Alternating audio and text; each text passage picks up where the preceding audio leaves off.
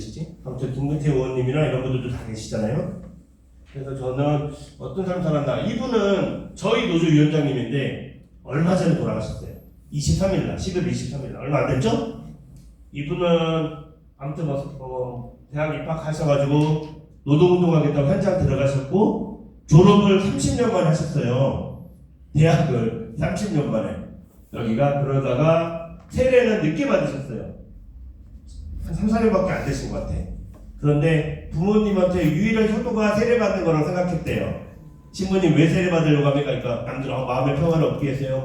그게 아니라 군순이신 저희 아버님한테 유일하게 효도할 수 있는 게 카톨릭 집안인데 세례를 받는데 제가 시간을 많이 못 냅니다. 신부님 교리라는 걸 오래 못 받는 건데 약식을 해줄 수 없겠습니까? 그러면 그 신부님이 그러면 압축해서 한번 교리 공부를 해봅시다. 그래서 세례를 받았고 돌아가셨는데 이제 이분이 이제 그 김부겸 씨 이제 가족이에요. 거기에 여동생이 남편인데 김부겸 국무총리가 저한테 그러는 거예요.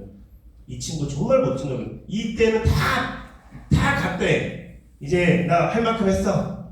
노동도 할 만큼 했어. 그래서 막 국회의원도 하고 뭐 하는데 요 세대 중에 유일하게 끝까지 현직으로 노조위원장 하다가 죽은 사람은 얘밖에 없다. 이 사람을 기억해주라. 그래서 요셉으로 살다가 가셨습니다. 그래서 제가 이거는 했고요. 요거는 여기 성당 출신이 오셨어. 내가 원래 이거 안 하려고 했는데 저희가 이제 청소 노동자들이 있는데 이제 총회장님이 성당 이름이 나와 있네. 그 모 성당에서 절대 보지 마세요. 모 성당에서 거기 총회장님이세요. 사장님이. 그래서 이 사람들이 너무 억울하다. 이제 얼마나 불편하겠어. 교주미사 전에 1인 시위를 하는데 거리에서 청소하시는 노동자들이에요. 그런데 너무 힘든 거지. 구청에서 원래 직접 고용해야 하는데 여러분들 종량제 쓰레기 봉투 버리시잖아요. 그거 수거하시는 분들이에요. 음식물 쓰레기 75리터잖아요 요즘은. 예전에 그래서 그런 쓰레기 봉투에서 수거해서 하는 건데 그걸 다 구청들이 다 하청을 주고 있습니다. 그러다 보니까 구청이 돈을 덜 줬다고 노동자를 자르라는 거지.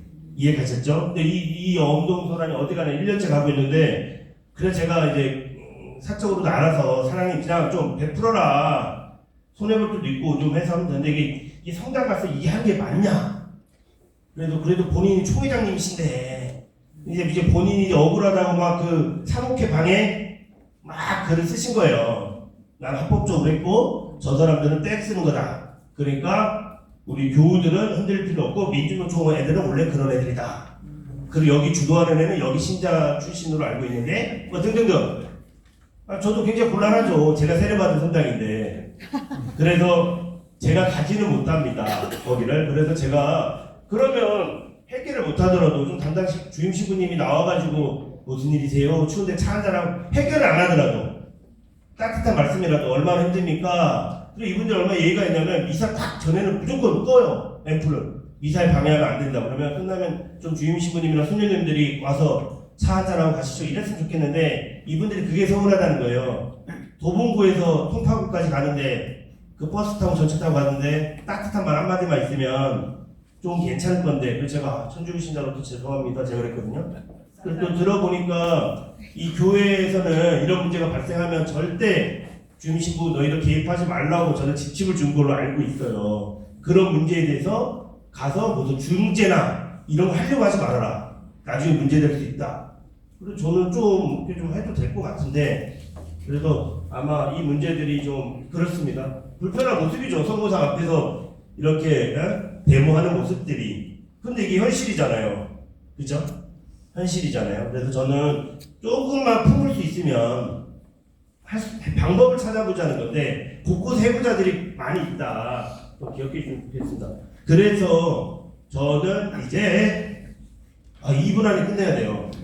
우리 천주교 노동사무위원회에서 이 노동자들이 천주교 신자들이 굉장히 많은 편인데 바쁘게 살다 보니까 교정 미사 주일 미사는 거의 못 가는 편이 많아요. 일요일날도 일이 많고 이러다 주일날도 그래서 이런 식으로 직접 찾아와 주십니다. 우리 신부님들이 직접 2달에 한 번씩 노조로 찾아오세요. 많지는 않지만 와서 같이 미사도 해주시고 맛있는 고기도 사주십니다. 술과 함께. 그래서 노동자들이 좋아하시고 위로해 주셔서 이렇게 하고 같이 나눔을 하고 이렇게 노동사무위원회에서 같이 미사도 드리고 이렇게 하고 있습니다. 같이 이렇게 여행도 같이 가고. 그래서 저는 또 이거는 우리 모 신부님이신데요. 그 카라라고 요즘은 시민단체도 노조를 하는데 그거 똑같아요. 뭐 동물행동 카라라고 동물 입양하고 보호하고 하는 데인데 거기도 그렇게 노동력을 괴롭혀서 그런데 신부님이 이 활동가들 위로해 주려고 점심때 사주시러 오셨어요. 근데 이분들한테는 엄청 힘이 됐대요. 이 문제가 당장 해결이 안 돼도 우리 주위의 신부님들이 이 문제에 대해서 관심을 가져주는구나. 이 하나로 위로가 됐다고 하시더라고요. 엄청 좋아하셨습니다. 끝으로 넘어가려고 쭉 원래 이게 3시간짜리 교육인데 30분 만에 끝내려고 해서 넘어갑니다. 여러분들이 왜 그러냐면 얘네들은 왜 민노총 왜 싸워? 자료집이 다 있는데 그리고 저 친구가 민주 일반 노조라는데 그게 뭐야? 그게 왜 시작이 됐어? 이게 뿌리가 다 IMF부터 오는 거거든요. 쭉쭉 넘어갑니다. 그래서 또 정규직에서는 가장 쉬운 데부터 잘라요. 인원 조정하면 어디가 만만해요? 식당, 미화, 현대자동차 이런 데서도 얘기만 들으면 인원을 줄여야 돼. 정규직은 그럼 어디서 줄여? 가장 약한 거를 건드립니다. 이해 가셨죠? 저는 그래서 요거예요. 같은 교회 안에 노동 문제도 관심을 가져달라는 말씀을 좀 드리고 싶고요. 두 번째는 우리가 카톨릭 신자답게 좀 사회교회 노동부에 대해서 함께 공부했으면 좋겠다. 굉장히 신앙심은 뛰어나신데 굉장히 반노동적이세요. 굉장히 괴로워요, 제가. 그리고 너 같은 놈은 사탄이라고 그러고. 이해 가시죠? 어떤 수녀님한테 저 그 얘기 들었습니다. 딱 전화해가지고 장관님, 저도 그렇게 높은 사람 많이 안다는가요, 수녀님이. 울렸습니다.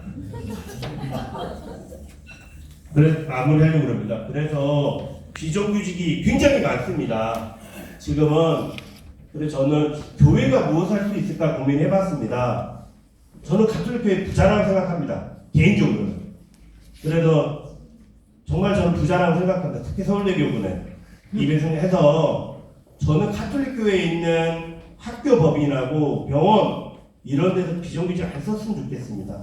성모병원, 가톨릭병원 이런 데서 그분들이 다 신자시잖아요. 또 거의 다 신자실이 일을 하시고 그래서 저는 마지막부터 여러분들이 얘기를 해주셨으면 좋겠습니다.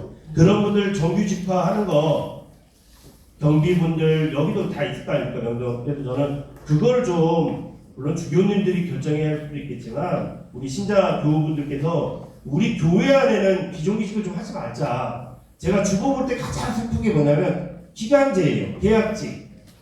주보를 보면 아시죠? 모집하면 어디 사제관 뽑는다. 저는 그건 동의합니다.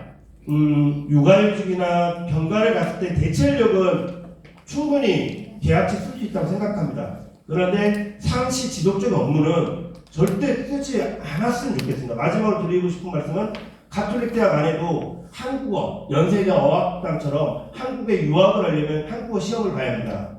그 어린 친구들한테 가르치는 선생님들이 주 12시간, 8시간 정도밖에 월급이 120만 원 정도밖에 안 되는 거예요. 가르치는데 저는 그래서 우리 막 밖에 우리 가톨릭 안에서부터 뭔가 변화를 주고 그래서 좀 뭔가 그 교육 노동 문제를 해결하면 저는 이게 굉장히 선한 영향력이 돼서 밖으로 퍼질 수 있다고 생각하거든요.